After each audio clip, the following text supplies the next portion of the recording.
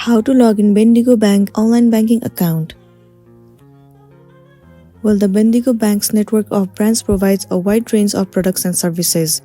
It includes personal and business banking, financial planning, commercial mortgage, and unsecured loans. Moreover, it also includes investment products, insurance, and superannuation. So if you are looking on how to log into your account, then first of all head over to any of the web browser or the Safari. In the search bar, search for Bendigo Bank. Head over to the very first site.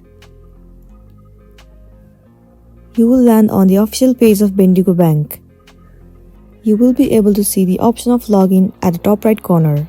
Simply click on it. Select the suitable option related with your account.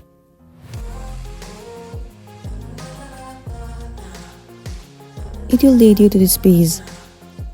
So in this section, first of all what you need to do is enter your access ID. Well, the access ID is given to you while creating your account. Once you enter your access ID, click on next and simply enter the password of your account. Then click on login. Then you will be successfully logged into your Bendigo Bank account. So that's all for today, and this is simply how you can log into your Bendigo Bank Online Banking account. I really hope this video is going to be helpful for you. Thank you for watching it till the end.